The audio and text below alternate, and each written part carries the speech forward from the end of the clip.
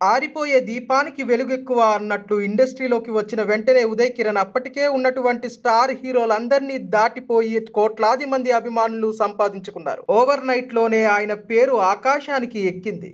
అలా కెరియర్లో కొనసాగుతున్న తరుణంలోనే ఒక్కసారిగా ఆయనకు అనుకోని పరిస్థితులు ఎదురయ్యి చివరికి ప్రాణాలు కూడా తీసుకునే పరిస్థితి వచ్చింది. అయితే ఉదయ్ కిరణ్ ఆత్మహత్య చేసుకోవడానికి ప్రధాన కారణం ఆర్థిక వ్యవహారాలని చాలా మంది అంటుంటారు. కానీ అది నిజం కాదట. ఆయనకు ఆర్థిక పరంగా మంచి పొజిషన్‌లోనే ఉన్నారట. కానీ ఆయన వెంట నా అనేవారు ఒక్కరు కూడా లేకపోవడం వల్లే మరణించారని ఆర్‌జే శేఖర్ భాష తెలిపారు. ఉదయ్ కిరణ్‌తో ఆయనకున్న ఫ్రెండ్‌షిప్‌ను బయటపెట్టారు. ఉదయ్ కిరణ్ మరణించే సమయంలో ఆయన వెంట ఒకరు కూడా లేరని, చివరికి ఒక్కడే డిప్రెషన్‌లోకి వెళ్లి చేసుకున్నారని తెలియజేశారు.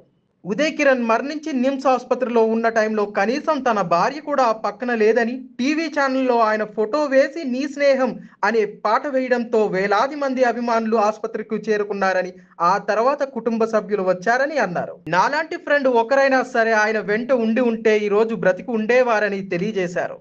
ఉదయ్ కిరణ్ నాకు ఎఫ్ఎం రేడియోలో పరిచయం అయ్యారని, తాను కంటిన్యూగా మారథాన్‌లా ప్రోగ్రామ్ చేసినప్పుడు చివరి గెస్ట్‌గా ఉదయ్ కిరణ్ వచ్చారని అన్నారు. చివరికి ఆయన మరణించిన సమయంలో ఆసుపత్రిలో కూడా తానే ఉన్నానని, అన్ని కార్యక్రమాలు దగ్గరుండి చూసుకున్నానని శేఖర్ భాష ఎమోషనల్ అయ్యారు.